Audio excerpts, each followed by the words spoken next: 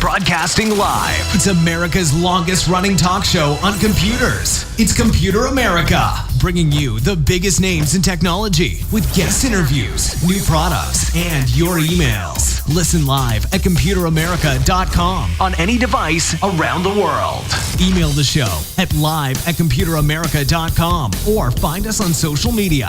Be sure to check out our website for contests, giveaways, show notes, live video stream, podcasts, and more. You're listening to Computer America.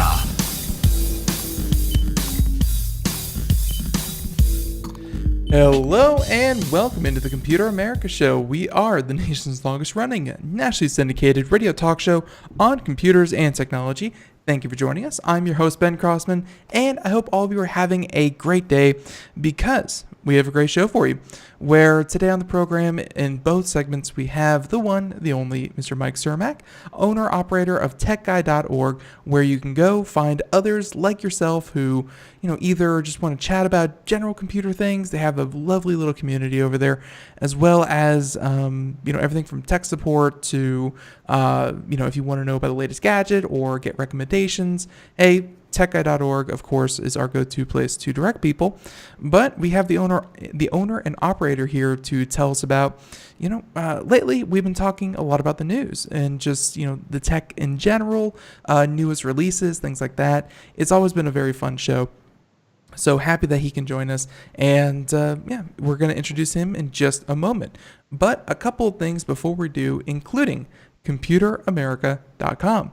That's where you'll find everything from a link to our guest's website to any articles, videos, reviews, anything that we show here on the program, you can find in one convenient place. If you're driving, if you're busy, if you're working, if you are doing anything, then hey, don't worry. It just means that after the program, you can check it out there. We do the hard work for you. Let's see. And also, while you're there, check out the video portion of the show, which you can also find over at twitch.tv/Computer America. And let's see. The last thing is the social media contest, which is currently down. We'll get it back up shortly. But that, as always, is brought to you by Logitech. Now, why don't we go ahead, bring on our guest, and get our show started for today. And as I said before, owner-operator, techguy.org, long-time Computer America correspondent, Mike Cermak. So, Mike, welcome back on. How you doing?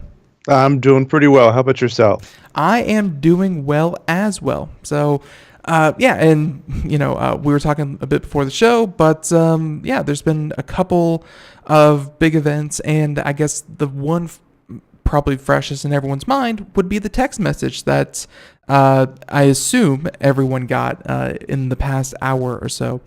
So, I actually, before we get started talking about the presidential emergency alert text that everyone got, why don't we talk about techguy.org real quick and a bit about yourself. Anything that I missed out there about techguy.org? Why should people check that out? Yeah, no, that was a great little ad for us. I appreciate it. Yeah, Tech Support Guy is a site I started way back when in 1996. We've got over 700 or maybe even 800,000 people who are signed up and using the site. It's one of the first tech support communities where people can go in and post a question and someone else tries to help them find the answer to their question. As you go in there and post a question, chances are you'll find some other question you know the answer to. So it's just people helping one another out. There's no cost to it. The site is paid for by advertisers and donations. And yeah, we've been doing it for a long time and have a lot of really great people there who are happy to help. Very, very cool. And of course, why don't we go ahead, get started with our first story here? I need to pull it up, but at the same time, I don't, because I too was subject to this particular story, which is this idea that, and want to just go ahead and get into it, where the idea that there's definitely a population out there that still receives their information, news, whatever, from TV, some from radio. Those are perfectly fine. We have had emergency nationwide alert systems for decades now. You sometimes hear tests go out on your car radio or on television whenever there's like a flash flood or something.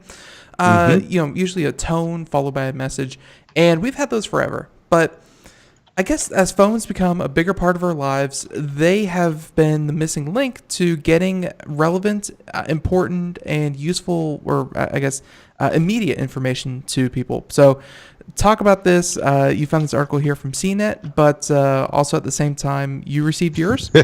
I did receive mine, and I actually saw some discussion. I've used Google Fi on and off as a tester for a couple of years, and I saw some discussion in the Fi network of some people who did not get theirs, which I think is all the more reason why you do need to do tests like this, right?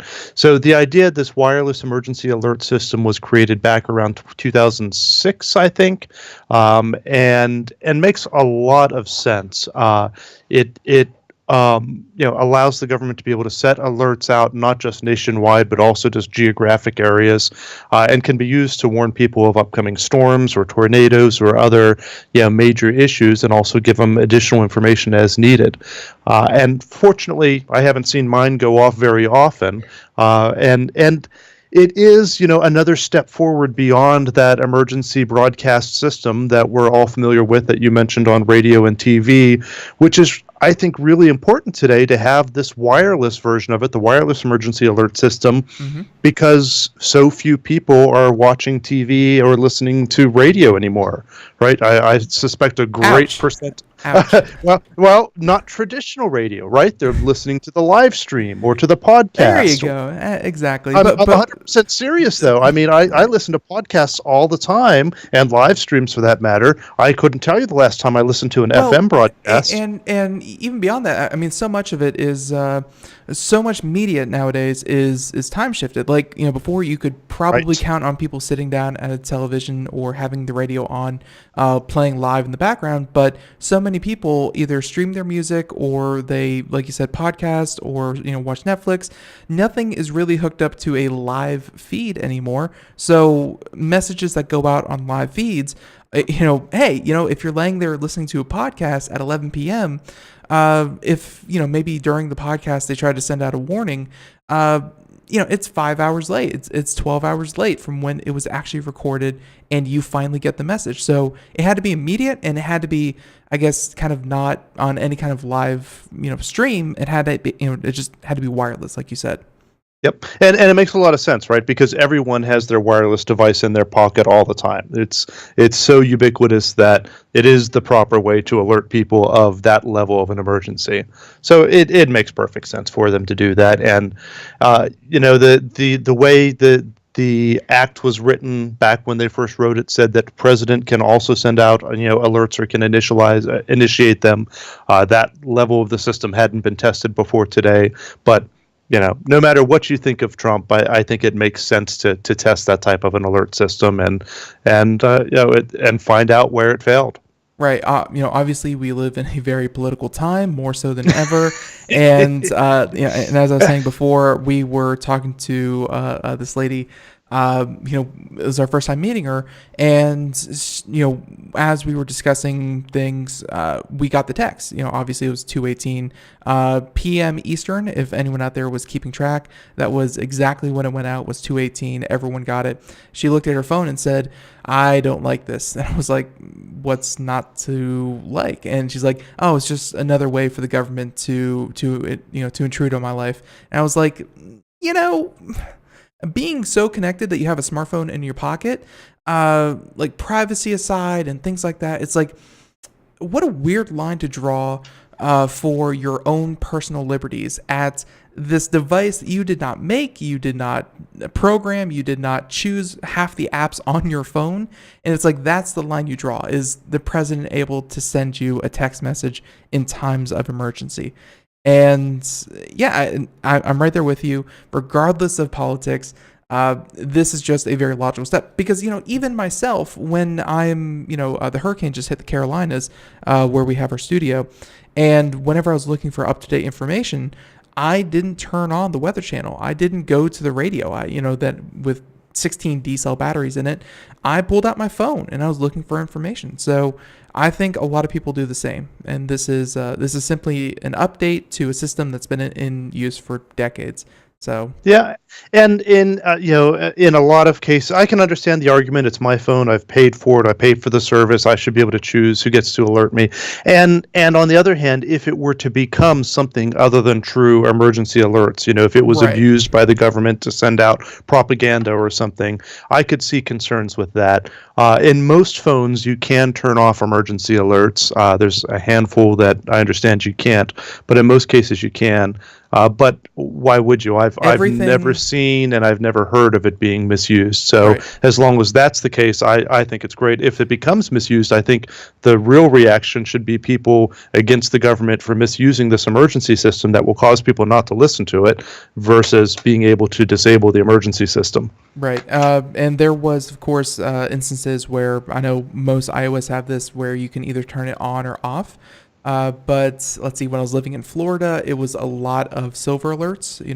Unfortunately, Sure. someone's parent decided to go to their old house in New Hampshire when they lived in South Florida. Things like that. And now they live in the Carolinas, just saying that it's a lot of, missing child report things. The Amber Alerts. Yeah, the Amber Alerts, that's what they're called. I mean, and they're alerts that I look at, I say, I'm sitting here at home eating Fruit Loops. I'm not going to be relevant for this search for this child or for this. But you never know if you're driving down the highway and you're like, oh, a silver Subaru with a license plate 123. Right. And legitimately, Ben, I really have. I'm like that kind of person. I get that alert, and while I'm driving down the road, you better believe I'm looking for that silver Subaru. Everyone that drives by, I'm like, oh. That's my point. Is that when they're not relevant to me, I ignore them, and when I'm in a position where they are relevant to me, that is good information that I actually like. And actually, we just had a comment in the chat room that I feel like, kind of bringing up, because again, anyone just joining us, we're talking about the emergency alert that everyone got the text. And I thought this was pretty interesting. Tech Rob in the chat room got the notification on my current phone, his old phone, just on his home Wi-Fi. So I guess no SIM card whatsoever. Well, that is interesting. Simply connected to his Wi-Fi and obviously still using Wi-Fi data, and the cable TV box that wouldn't clear itself and had to turn it off. So I guess that's no good. Maybe certain types of streaming devices that have, I don't know, some kind of signature on them. Maybe they got the alert, but obviously because it's a set-top box, maybe it wouldn't have the options to hit OK or clear or whatever. That's a bit different. And Tech Rob, obviously, I don't know where to begin to maybe possibly report that as a bug, but that's why they did this, is to look for what That's right. Where does it go? Where does it not go? And what are the problems? So, and I'd probably go to wherever the provider is of that set-top box. If you bought it directly, go to the manufacturer. If you get it through a cable provider, go to them, and I would let them know that. I'm sure you're not doing one. Yeah, I was thinking like FEMA or something, because the emergency alert system is actually run through FEMA. Like they're the ones That's who, right. Yeah, so I was thinking maybe them, but you're right. The manufacturer is probably a better. They would have a more direct There's line. pros and cons to both, I suppose. I'm on the assumption that the manufacturer would care to fix it, and Right. if not, then FEMA might be the next step. But yeah, Right. You'd probably want to go to the person who would actually fix it. So you're right, the manufacturer. But there you go. Again, not going to discuss the whole, is this a takeover by the government to send us propaganda on our phones? But rather, this is simply an extension of I think a very good system. I mean, unfortunately, there was the natural disasters in, oh my goodness, I want to say not the Philippines, but it was it Singapore? The recent tsunami and earthquake. that recently hit. Let's see, tsunami. I'm gonna look this up real quick, but they actually had. They actually had their emergency. I'm sorry, it was Indonesia. There we go. I have been keeping an eye on it. It never really, the name really stuck. But I heard that their emergency alert system actually failed them. So many people were caught extremely unaware by the earthquake and the tsunami. So I guess they should have done a test. yeah, and obviously, I don't know. Well, and no, sorry, I didn't mean to step on you there. I was just going to say there's no system that's perfect, right? Right. It reminds me of when the emergency alert system went off incorrectly in Hawaii not that long ago. Remember that a couple of months ago? Where they got an alert that there was a missile approaching Hawaii or something to that effect.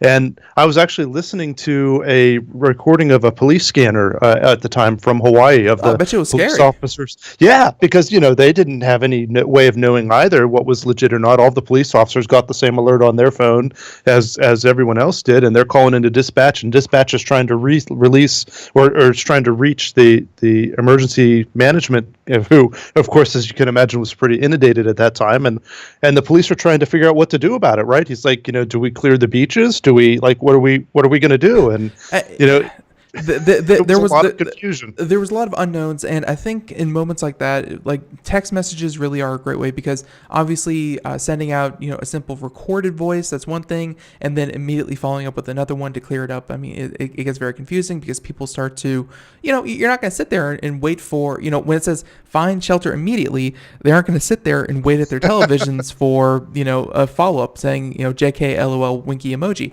which is what I'm hoping the text messages do, because you can actually get good information out there in text message form. It's here's a test, or or a false or a false alarm. Whoops, our bad. Right, and they could say crying emoji, we're sorry, and they can just push it out. So I think having a good, robust warning system for I refuse to think of any kind of national security tragedy or anything like that, but just for natural disasters and things like that. I'm glad that they're doing this. I'm glad that it worked effectively, I think, in a lot of cases. So, this is just our new technology. Normal. Yeah, yep, absolutely. It's just our new normal. So, whenever we have the brain implants, they'll be able to send it directly into your brain. I am looking forward to that. Until then, we have Netflix and our cell phones.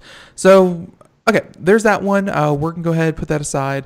Why don't we go ahead and move on to one of our other topics? And let's see, you had a list of them here. And by the way, everyone, if you wanted a link to any of these articles that we're discussing, or, fact check us, make sure that we're not just pulling it out of our heinies, then, hey, computeramerica.com right there in the show notes. Why don't we talk about, all right, this was a surprise. I mean, I think a lot of people have said good on Amazon. When it comes to Amazon and their workers, they have not had a lot of good publicity. I don't know if and there's still some talk out there about unions and things like that, but I will say Amazon coming out of nowhere and raising everyone's minimum wage. And I was very happy to see that they also clarified any contractors as well, because people were afraid that it would just be employees, but no, it's also people who are hired through hiring firms and places like that. Everyone gets $15 in every state in the U.S. This was a bold move. Didn't see it coming. And what caught your eye about this? Because this was surprising. It was surprising, right? It's Bernie Sanders and other people have been giving Amazon kind of a hard time over this. Yeah, they're a big organization. They have 300,000 employees. 350,000 is what the article cites here. 350,000. Yeah, and of course, I think that varies by time of year. As you can imagine, in the fourth quarter of the year during Christmas sales, right. I'm sure that spikes up as it does in any retail environment. And especially those seasonal employees are usually not well treated and not paid well in a lot of retail areas. Amazon is not special in that way, and a lot of warehouses. And to see that was kind of shocking, to have a minimum hourly salary of $15. I thought that was a great show for us. Yeah, and it's something that I know that they recently raised the price of Amazon Prime from $99 to $129 a year. And I was like, when they did that, I was like, the cost of shipping's going up. It's, new regulations, things like that. But I was like, I would be okay if that $30 a year that I'm paying went directly to raising people's salaries, because they're not struggling for cash. Amazon is now our new biggest big company. Apple recently crossed the $1 trillion mark in terms of market capital, and Amazon was like 2 weeks behind, and they've been around for half as long. It really shows that Amazon is growing crazy. And by the way, I wanted to also throw this little tidbit out there. $15 a month minimum for 350,000 employees. I'm sure some of those were making more, so this doesn't apply.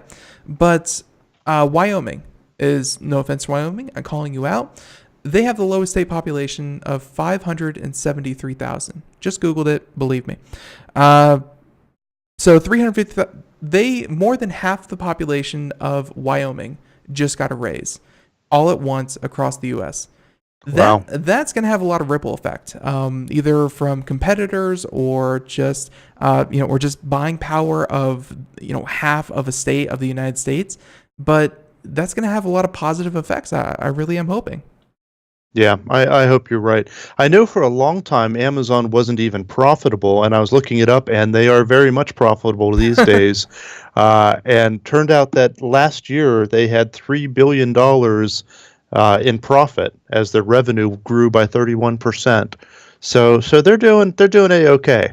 Yeah, I think so, and I am glad to see that finally, whether it was cajoling from Bernie Sanders or the talk of unions or state regulators, but I'm glad that some of that is finally working its way back down to the people who make it happen. So yeah, that's right. Very, very cool, and I'm sure that automation continues to be on its way. So we're not going to talk about that aspect of it, but yeah, Amazon, that was a very surprising move. And hey, I hope that even though Amazon pays $15 an hour, I hope other companies are going to have to say, well, if Amazon, if people have the choice to go work for Amazon, to keep them here, we have to pay them $15 an hour. So yeah, that's right. Yep. And it makes me feel better as I purchase everything I could ever need in my entire life through Amazon. Right. Yeah. And some of those stories, like it's kind of like being a carnivore, and you go to the store, you buy a nice steak, and you're like, this is going to be great.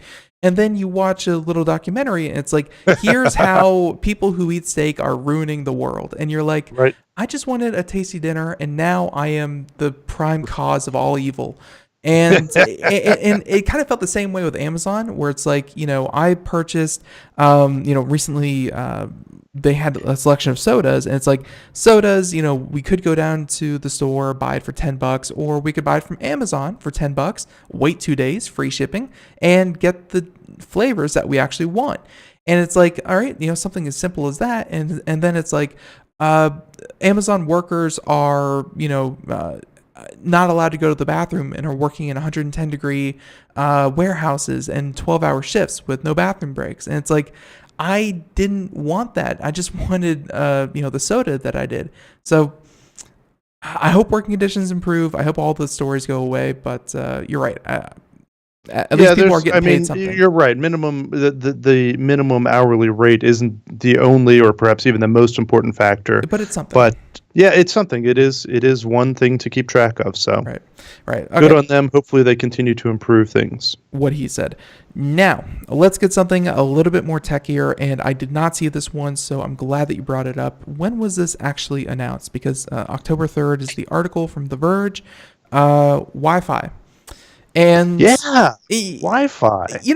In hindsight, this makes a lot of sense because you deal in technology. You have your day job, and of course you have techguide.org. Rattling off, is it a BGN router or is it 802.11ac, AX? You start rattling off these numbers and these letters, and right, and it makes me sound cool. Right, and trust me, the ladies come swarming, and it's like, wow, can I get your autograph? You start reading 802.11 numbers at them. Oh, forget about it. I know, and you're like, hey, you want to check out my 802.11ac router? And they're like, wow, he's really fancy, but no. like obviously people who are, deal with this kind of stuff, they are very, very familiar with these standards. But if there's anyone out there who maybe just doesn't give two figs for Wi-Fi and, routers, they, it's confusing. Turns out that G is better than B. Who knew that? Or AC actually stood for something, and it's better than N. So obviously it was very confusing. It was not immediately recognizable. So they came up with a solution to a problem we didn't know we had. And so I'll let you go ahead and take the lead on this one. But again, in hindsight, this makes perfect sense. It does. So right. So most modern, access points, or most modern, at least computers that you have, if you have a device, a tablet, a phone, a computer, it's usually going to be an ABGN or maybe just a BGN, 802.11 BGN. And what all of those things mean, 802.11 is the IEEE standard for different types of connectivity. And 802.11b is one of the original Wi-Fi standards. 802.11a was another one.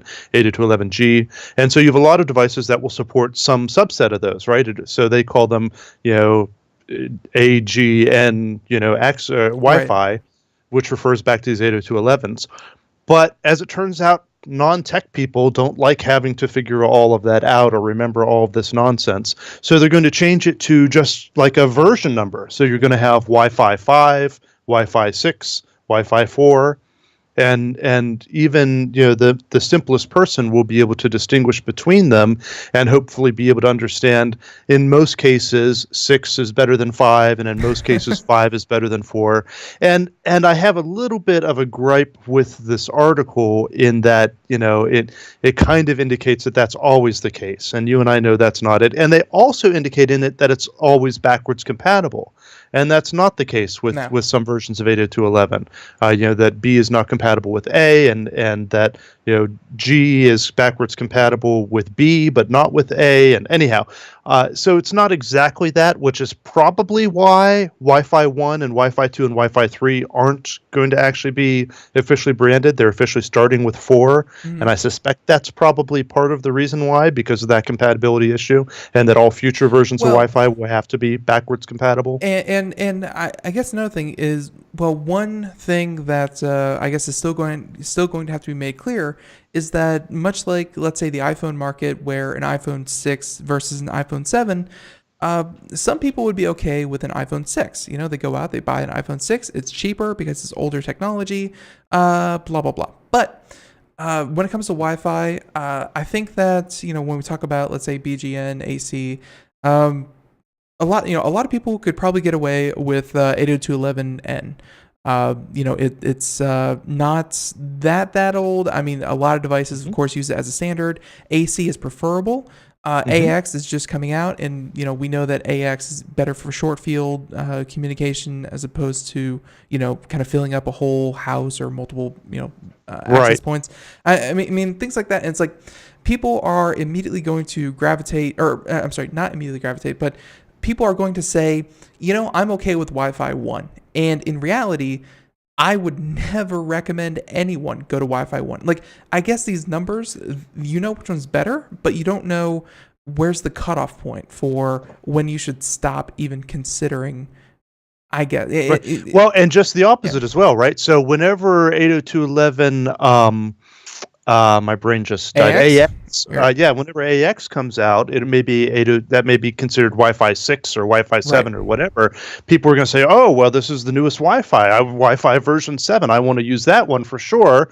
And because it's the newer, bigger number, it'll probably get me a better signal across my house. When that's exactly the opposite of what it will do, right? It's going to be much worse than any previous one as far as getting signal across the house. But if you're near it, it's going to give you gigabits of connectivity, but only if you're near it.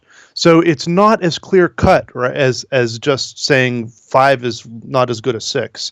So that is a little bit of a concern for me. I do get the idea of simplifying it, but it's going to be hard to teach people that it just indicates which one is newer, and there's pros and cons to all of them. It's not like you said with iPhones. iPhone 6 is better than iPhone 5, but in practically every way, but it's not the case with Wi-Fi. Right. And do you think that's because a lot of routers, and especially high-end routers, they come with multiple technologies in them. Some of them are 2.4, 5 gigahertz, blah, blah, blah.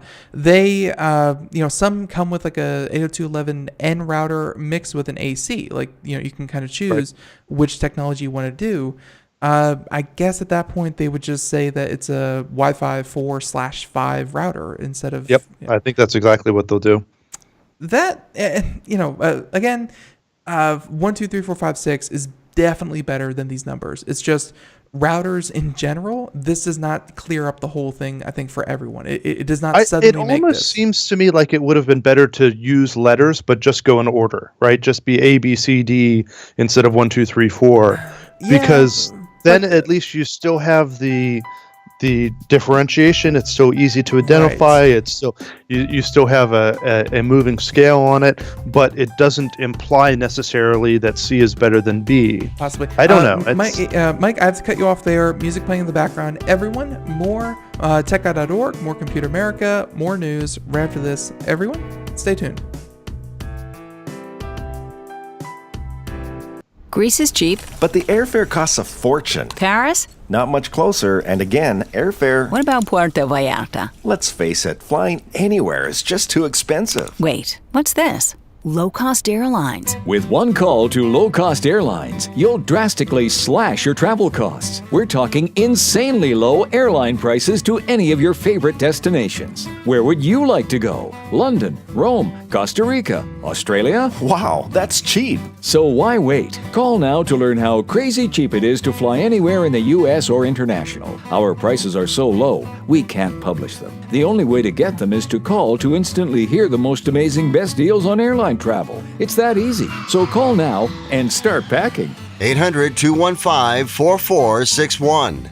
800-215-4461. 800-215-4461. That's 800-215-4461. We are all Brother Wolf. 10 years ago, a group of locals banded together to create positive change. We took animals into our homes, held adoption events at local retailers, and talked to the community about our mission to help build a no-kill Asheville. A decade later, we have achieved so many victories for animals in need. There's been so much progress, yet there's still so much to do. As part of our year-long celebration, we encourage you to become a member of our special Compassionate Circle program. With a monthly donation of $10 or more, you will have behind-the-scenes access to the work we are doing at Brother Wolf. Our goal is to reach 1,000 members because we receive no government funding. Working together, we can help build and sustain no-kill communities. Learn more at compassionatecircle.bwar.org. We are a 501c3 tax-deductible organization.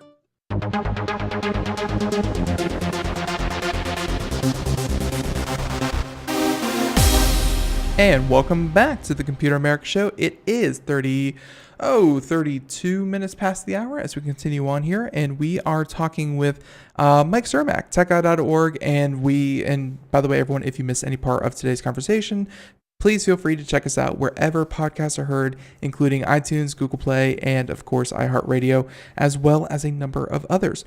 But if you're listening to us live on the IRN radio network, thank you so much for tuning in. And we are continuing on with Mike Cermak. And as I said before, we were just about to wrap up the story with Wi-Fi designation, I guess would be the best way to put it. And I will say that Mike, the only thing I have against using numbers using letters is the fact that admittedly, I do like the idea because it doesn't clearly indicate that one is better than the other. It just shows differences in technology as opposed to, better or worse.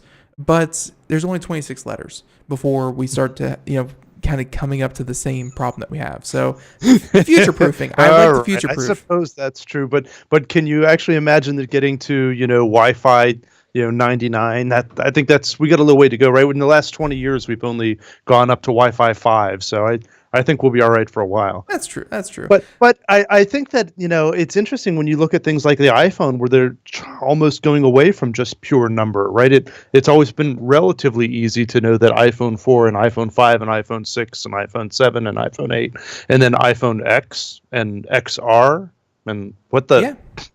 Well, and to Not be quite as clear. To be completely fair, Apple does call it the iPhone 10. The X is simply the Roman numeral. I'm just not Roman. Yeah, you're not Roman.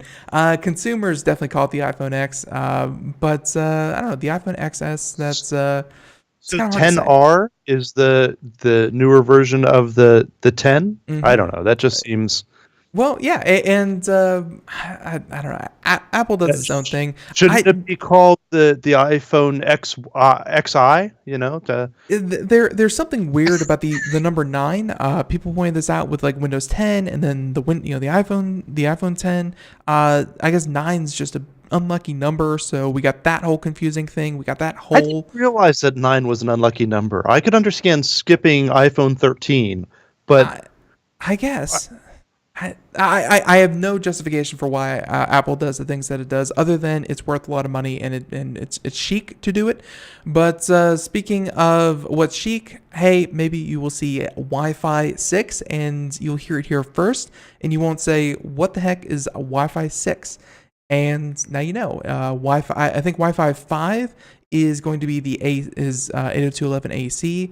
Wi-Fi 6 is going to be AX. And then, of course, you can go BAGN for 1 through 4. In that order.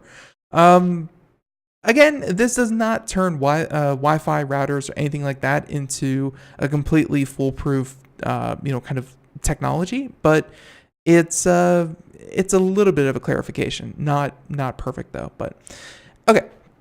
There's that one. So let's move off from that and let's talk about. Yeah, why not? Let's just go straight down the list. Our favorite, Elon Musk. We had a lovely little conversation about him last time you were on, and essentially your advice to Elon was something that heavy sigh indeed. Your advice to Elon was to take a break, reorient himself, stop accusing people on Twitter, of being things. And looks like he took none of your advice. No, I'm beginning to think he's not listening to me at all. I'm beginning to think that as well because, let's see, we have this article, the Wall Street Journal. I saw another one. The one that you posted was from October 1st. And the article that I saw was like 2 hours ago where he essentially gave the ultimatum where he told the board of directors at Tesla, defend me, defend my name and my reputation with Tesla, or I quit the company. And as you can see, and of course we will rehash the whole situation as best that we know it. But Elon Musk is still, not too happy with being fined, I believe, $20 million for a combined $60 million for joke tweets and just other weird things. To be fair, the basis of this is not with the joke tweets and is not with the issue with calling the diver a pedophile. Right. The issue with this tweet with this action is with the Security and Exchange Commission looking at a tweet that Elon made back in July or August. I forget exactly when it was. Discussing possibly going private. He has SpaceX, which is a private company. They have investors, but it's a private company, so it's not listed on the stock exchange. Mm-hmm. And if you are a public company that's on the stock exchange, you're subject to a lot more limitations, and including what you can and can't say. The Security and Exchange. Thank you, Exchange Commission. They take this kind of seriously, and when you say things like we're thinking about going private and we have the funding in place, the funding secured, and when it turns out you don't have the funding secured, they don't take kindly on that, especially when that statement dramatically made a difference in your stock price. People are investing based on the statements you make, and if you're not being completely honest, then that's an issue. And so that's what this whole lawsuit was over. So the SEC sued Musk and Tesla. Apparently, Tesla has now come to an agreement, but as of today, maybe Elon's going to convince them otherwise. But Tesla had come to an agreement with SEC to pay $20 million and for Elon to pay an additional $20 million and for Elon to be removed from the board. He would still be CEO of the company, but he wouldn't be chairman of the board anymore. And that $20 million, people have pointed out, is about 1% of Elon's net worth. Yeah, as usual, these these fines aren't really indicative of a person's ability to pay them. It's more of a kind of gesture. And another gesture that they did, I mentioned this I think yesterday, is where he stepped down as chairman. He was CEO. He still is CEO of Tesla, but he was also chairman. But he is now simply on the board, which that means, of course, because he has a huge personal stake, in the company, he still gets to vote with his shares of the company just as he would as if he were chairman. Sure. He lost nothing but a title and really $20 million, which, as you said, is, well, it's not nothing. It's completely recoverable. He's going to be okay. Well, and as volatile as the stock is, he's probably lost $20 million in the course of a day or two and had it come back as well. I mean, it's not as though. Right. Yeah. And of course, as I was saying before, he said that, and actually I have it here. Let's see. Yours is from the Wall Street Journal. I have another article here. We're going to throw up on the video portion. This one from the New York Times. Elon Musk ultimatum to Tesla: fight the SEC or I quit. Elon Musk, he has a reputation as being very innovative. He of course started PayPal, Tesla, SpaceX. He comes up with good ideas and turns them into some kind of a business. Is he the best at actually running a business? Is he the best Steve Jobs, I guess, kind of esque person? Although I guess Steve Jobs could also be in the same boat.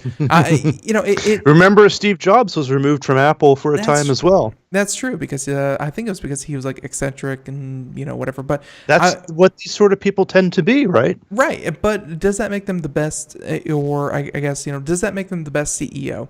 And we've talked about it before, me and you, about how Tesla is Elon. Like, Elon Musk has his face, his name so wrapped up in what Tesla is and does that I guess his personality is part of the company.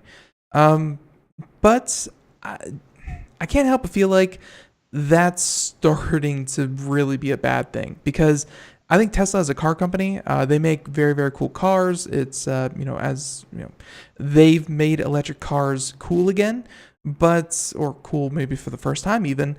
But now we're starting to see the flaw that, when you put your eggs in that basket, it turns out that basket can sometimes be a basket case. Thank you. I there's good things to that and there's bad things. It means that when Elon Musk makes headlines for doing something cool, different, innovative, that's a good thing. When Elon Musk makes headlines for fighting the SEC, putting out joke tweets about having funding secured at 420, things go the opposite way. Do you see a future where Elon, even with all this and even with this ultimatum, do you see a future where Elon is not CEO, at least, of Tesla? Well, I think someday he probably will not be. I think that's probably within his own plans. Has different deadlines, or not deadlines, but goalposts that he's set up, that he wants to see this vehicle become production and see a profit and see these other things, and he gets paid by Tesla based on meeting these different goals. And I think he probably has an exit plan where he is not the CEO in the distant future, maybe even in the not so distant future. Mm-hmm. But I think he'll always want to be a part of it. But I think in the long term, 10 years from now, he's going to want to be focused a lot more on SpaceX and on a Mars colony than he is on electric cars. I suspect, trying to read into his mind, and maybe I'm wrong, that he's going to be hopeful that by that time there'll be other manufacturers creating electric cars. Tesla will be, out there competing among them, and he won't be as heavily involved in that and sleeping on the factory floor as he is now. SpaceX. Perhaps he'll be, I'm sorry. Perhaps he'll be, a product, not supervisor, but someone who comes up with ideas and then goes off to space again. Yeah, and kind of wow, he's man, he's an alien. But no, there's something to SpaceX's model, I guess, of how they kind of treat Elon Musk, and it's not that he's toxic goods. It's that they need to kind of keep him, I don't want to say quarantine, but kind of in perspective, where SpaceX has a very competent CEO. I don't remember her name, but she's well regarded as a very competent CEO, keeping the day-to-day operations running very efficiently. And all in all, even when Elon Musk puts out a tweet that, could maybe jeopardize SpaceX's missions or contracts or whatever, anyone who's concerned about Elon Musk's state of mind can pick up the phone and call the CEO of SpaceX and be reassured that, oh, don't worry, we got this under control. Here's our plans. Like, I feel like having Elon Musk there available and making headlines is great, but having someone else do the day-to-day that, you aren't so concerned with his state of mind. He can be Elon and the day-to-day continues as projected. That's, I think, where Elon needs to, is eventually going to end up. And you're right. That's really what needs to happen anyway. He needs to be less involved in the day-to-day and more in the big picture stuff. And I think he would probably agree with that as well. And I was going to make another point too, but I've just lost it. Well, and really, there's not too much more to say. Obviously, Musk. There is probably a lot more to talk about. Yeah. Yeah, it came back to me. I'm sorry. Yeah, I was going to say the other part of the agreement with the SEC that hasn't been finalized yet is that also any tweets about Tesla business have to go through a board approval first, not approval of the board, but someone that's been designated by the board has to read the tweets before they go out if they're about Tesla business, which really makes a lot of sense anyway. I think that maybe he needs even a broader filter than that, and maybe we could do something like that for our president too, and that would help out a lot of things. Was I getting political? No.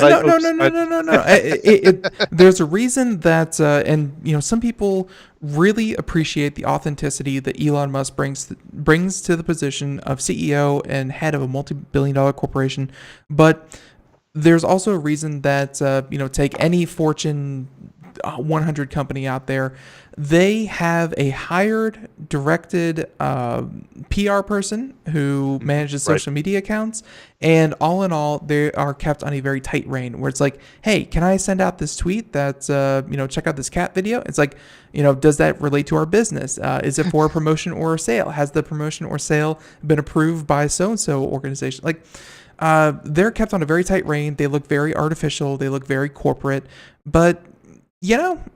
And then you have Elon, who, after all this excitement, sent out the "Naughty by Nature" video on Twitter. Right, and it's like one you have like the authenticity. It's like, oh, this is an actual person. I like that. But the other one is, we don't hear about McDonald's Twitter on the front page of the newspaper. On the other hand, we do hear about the Wendy's Twitter. I knew you were gonna bring that up. Wendy's. I love it.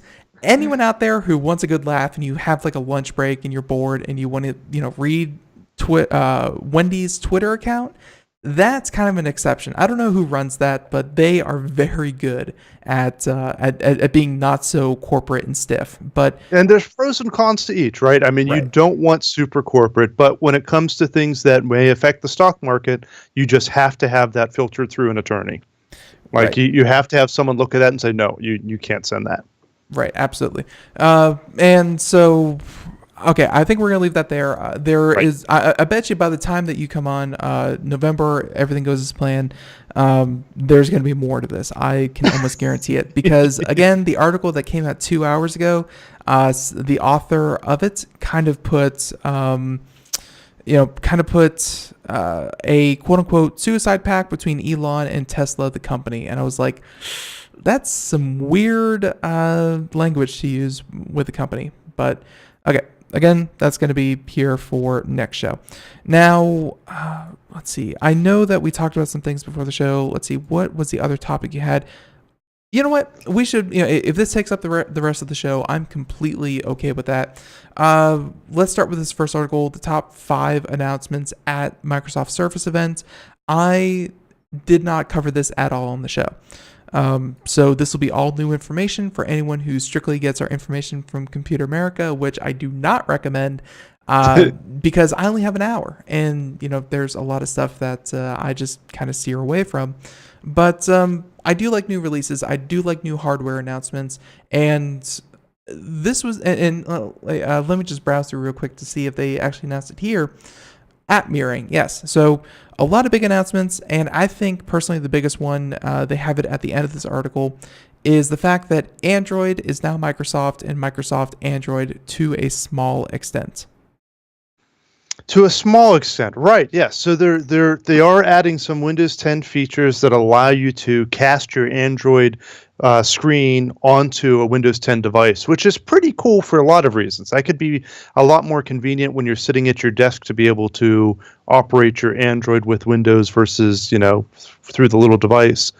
That is exciting. That is cool. And, I was a little disappointed overall in the announcements that came, and I am a big fan of Surface devices. My primary device, whenever, on a daily basis, when I'm not at my desktop, is a Surface Pro.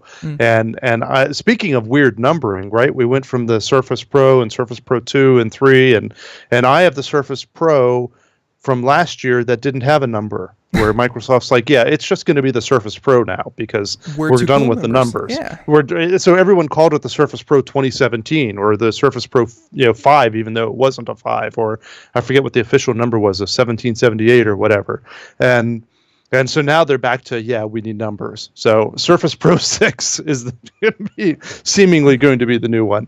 And there's not a lot of huge changes going on in it. It's got the 8th gen CPUs in it, which we kind of expected. We kind of expected that last year, to be honest. And a new color. I saw it was like matte black or something like that. Yeah, which is okay. That's kind of cool. It's in black now. But if Apple has proven anything with their recent iPhone announcements, I mean, if Apple is anything to show, people are dazzled by a 10% bigger battery, 10% faster processor, and 10% more pixels packed into their screen. Like, moderate upgrades seem to be the name of the game when it comes to each new generation of technology across the board. Yeah. I mean, I'm just kind of disappointed, and not having USB-C support again was kind of a surprise, kind of disappointing. It's I don't know. It was kind of lackluster for me, I suppose. I still love my Surface Pro and I still suggest them, but I kind of expected a little more. And correct me if I'm wrong, but I think it was the Surface Pro that I know that Windows 10 was supposed to be running on it, but for some reason, I'm thinking that another article here that they went all in on Android. Like, does the Surface Pro run on Android, or is it just the app mirroring? It's just the app mirroring. It runs full Windows, and that is the nice advantage of it. Is with the Surface Pro, you can use it as a tablet, but it's really running true Windows 10, not even just the Windows 10 RT or whatever they call it these days that only run Windows apps. It actually is the true desktop version of Windows. Right, exactly. So there's that one, and then this next, this product always seemed really cool to me, but I was never able to justify the cost, and judging by the cost, I will still never be able to justify the cost. No. $3,500, and the Surface Studio 2. Cool that they're able to, kind of update it. I guess the market, dictates that, hey, they at least have a second generation, so that's something. But it's a 28-inch display with, and as I say here, improved graphics. Let's see, an update to the 2016 model. This thing is always again, looks very cool. It's a tablet. It's a 26-inch. Think of like a 26-inch monitor if you want to set it up that way, but it can be tilted and leaned. It's a cool. 28-inch touchscreen. I mean, that's it's a humongous touchscreen.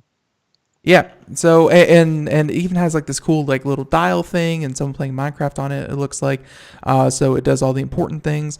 I mean, very cool. Yeah, but, I suppose it would depend very much on your industry. If you're an artist, or if you're in graphic design, or if you do some sort of CAD work that can support those extra devices, then that would be indispensable, I would think. I mean, that would be the device for you. Right. It's just that no one else is going to find a use for, right. And not even that you wouldn't find a use. Like, I'm sure someone out there is going to watch Netflix and be happy, but it's finding $3,500 worth of use out of something like this.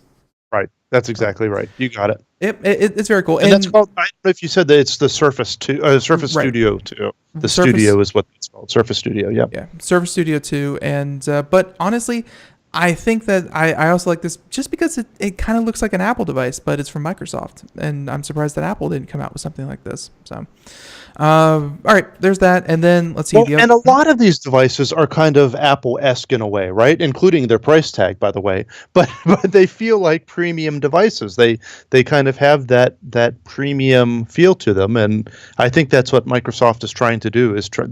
Forever they've just been a software company with, also a keyboard here and there. Mm-hmm. And now I think they're truly trying to get into the hardware and the whole package deal. Right. And of course, they want to be the hardware that you're on as well as the service that you're into. Yes. And actually, there was an article, we don't have it here, and it loosely relates to Microsoft, so we'll bring it up. Did you hear about the changes to Microsoft Office 2019, I want to say? No, I don't think so. Okay, so yeah, this was a small story. Not a lot of people picked it up because it's Office and that's really boring. But Microsoft Office 2019, they have, of course, their Office 365. That's what a lot of, they're trying to push a lot of people towards. But they said that to get all of the features, and some of the features are going to be exclusive to Office 365. And if you buy Office Microsoft Office 2019, it won't have some of the features that come natively with the subscription-based service. And that's the first time, because up until now, let's see, there's like Microsoft Office 2016 or something like that.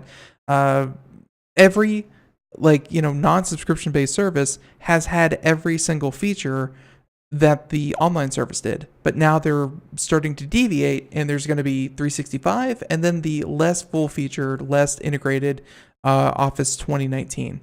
So I don't think it's an unusable product. It just shows. Such as what? What is it that they're removing? Let's see.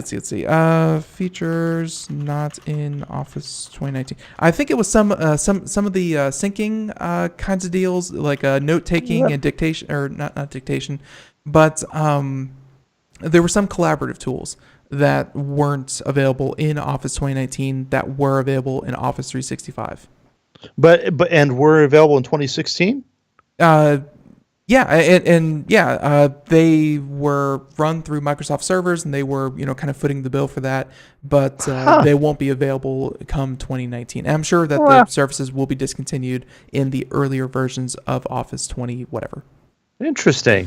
It just goes to show that it's kind of nice that they're even still having the standalone one available in a way, because I think in the not too distant future you're going to go to the subscription model or else. Right. And the whole reason that they kind of did that was because in a corporate setting, they don't, whenever, let's say, the October update is coming for Windows 10, and Windows 10 is probably a bad example, but they don't want to have to retrain everyone to do their jobs, every time a new Office comes out or a new Office 365 update comes out. So if everyone's on Office 2019, the business can at least have peace of mind that Office 2019 will be compatible for the next 5 years. They can train people in that environment, and it will never change. Obviously, like I said, they're pushing people, like the average consumer, away from that and towards their 365 model. Yeah, right. Well, and even in businesses, for exchange purposes, a lot of businesses are moving from Office 2016 to Office 365 and not having to have an Exchange server. But that's another talk for another day. Right. And and speaking of that, let's see. Last couple of updates here. Surface headphones. So you use the Surface products. I'm guessing that you don't use the Surface headphones, or You're right. or I these don't are have new? the Surface headphones. I think these are new. I haven't seen they them are. before. I'm sorry, they are with built-in Cortana. So Right, which is exceedingly useful because everyone can't live without. the sarcasm is just dripping from you. But with built-in Cortana, $350 for the pleasure. Man, those things are expensive. And then of course, Well, Surface. they are noise canceling, and if you look at high-end noise canceling headphones That's with true. a built mic, that's not out of the question. But you're right, they are high. But for a first offering, they're definitely hitting high with a price point. So, Right. and then of course Surface All Access. But Mike, there's music playing in the background, which means that we are done here for today. And the hour did fly by. I know that you've been having some problems, and I hope that you feel better really, really soon. I appreciate that. Yeah, and of course, so that you can join us here, just so that we can use your expertise next month. But until then, why don't you tell everyone one more time, techguy.org, what can they find there? Yeah, check it out. Get your free tech support there, techguy.org, and people are there happy to help out, and hopefully you can help someone out as well. All right, perfect. And again, more Computer America tomorrow, the day after, weekend, and every week after that, 4 to 5 p.m. Eastern. And be sure to catch us here or in the podcast. Everyone, have a great day. Thank you so much.